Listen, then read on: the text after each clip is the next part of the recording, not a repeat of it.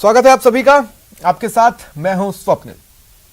बेटियों की शादी की उम्र 18 से बढ़ाकर 21 साल करने के प्रस्ताव पर केंद्रीय कैबिनेट ने मुहर लगा दी। कैबिनेट बैठक में इस प्रस्ताव को पास किया गया। केंद्र सरकार मौजूदा कानूनों में संशोधन के लिए संसद में प्रस्ताव पेश करेगी। सरकार बाल विवाह निषेध अधिनियम 2006 में संशोधन का कानून लाएगी। साथ ही स्पेशल मैरिज एक्ट और पर्सनल लॉ जैसे हिंदू मैरिज एक्ट 1955 में भी संशोधन होगा। इस फैसले का विरोध भी शुरू हुआ है। समाजवादी पार्टी और एआईएमआईएम की तरफ से बयान आए हैं। अबू आजमी समेत कुछ मुस्लिमों ने भी विरोध किया है। अब क्यों इसका विरोध हो रहा है, इस फैसले से फायदा क्या होगा, आज इसी पर बात करेंगे।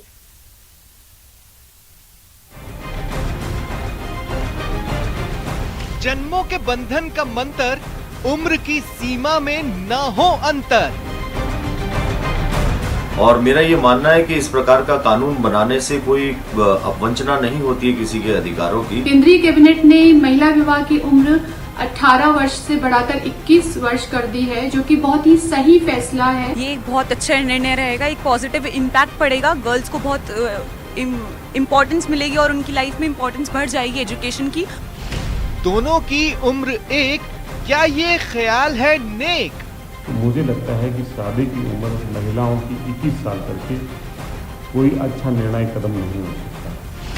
राइट टू रिलीजन नहीं अवरोध, क्यों हो रहा कानून का विरोध? बिल्कुल इस तरह के बंधन लगाना बिल्कुल गलत है। माँ बाप अपनी बच्ची की शादी कब करें, कब करना चाहिए, उन पे छोड़ देना चाहिए। न 20, दोनों 21। अब देखिए, आज की डिबेट के जो प्राइम सवाल है वो बता देता हूं। सवाल नंबर 1 कि आखिर क्या एतराज है। अगर लड़की की शादी की उम्र को 18 से बढ़ाकर 21 किया जा रहा है तो इस पर एतराज क्या है और क्यों है।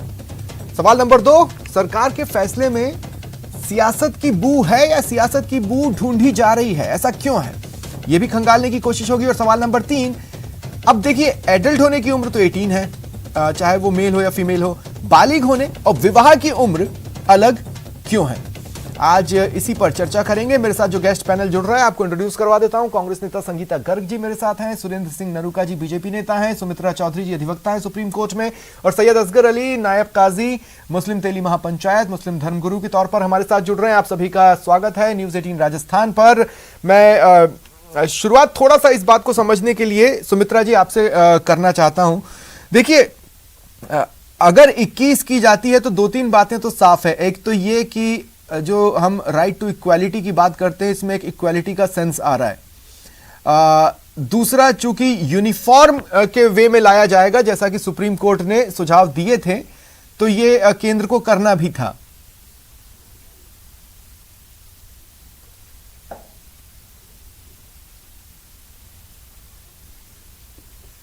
सुमित्रा चौधरी जी। बिल्कुल सही कहा आपने।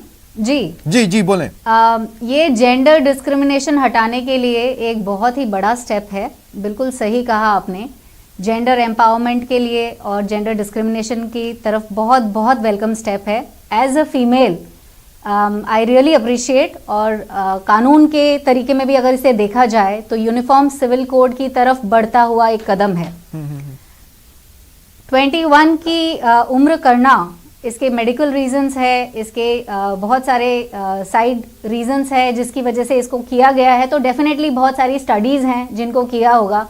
पर्सनल लॉज क्या हैं और पर्सनल लॉज में ये कैसे इफेक्ट करेगा, ये भी देखने वाली बात है। बिकॉज अब जो एज अडल्टहुड की करी है 21, तो ये जेंडर इक्वालिटी की तरफ सबसे स्ट्रॉन्ग कदम है। हाँ, लेकिन कुपोषण के से लड़ने के लिए इसे कदम बताया जा रहा है। इसलिए मेरा एक सवाल आपसे और ये भी है कि अब जैसे हमारे यहाँ अलग अलग शादियों को लेकर एक्ट्स हैं, तो एक ऐसा कॉम्पैक्ट यूनिफॉर्म एक्ट लाना जो सबको छेड़ेगा, तो हो सकता है इसे लीगल बैटल से गुजरना पड़े।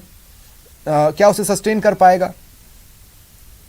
जी बिल्कुल सही, ये लीगल बैटल से जरूर गुजरेगा। बिकॉज ऐसा पास्ट में भी इंसिडेंट रहा है जहाँ पे कि इस तरह का जब एक संशोधन चाइल्ड मैरिज की एज में किया गया था, उस टाइम पे एक मैटर पहुंचा था हाई कोर्ट, और हाई कोर्ट ने वहाँ पे पर्सनल लॉ को इम्पोर्टेंस दी थी, और इस कानून ने एक बैक सीट ले लिया था, जो कि ऑब्वियसली एक सेटबैक था। बट देन क्योंकि ये कहा गया है कि स्पेशल मैरिज एक्ट में भी ये चेंज होगा और हिंदू मैरिज एक्ट में भी ये चेंज होगा, सो ऑब्वियसली डेफिनेटली बहुत सारे पर्सनल लॉज है जिसमें ये सारे चेंजेस इनकॉर्पोरेट होंगे, तो डेफिनेटली कहीं ना कहीं लीगल बैटल बहुत कम हो जाता है, because most of the religions will be covered, काफी सारे रिलीजन इसमें कवर हो जाएंगे।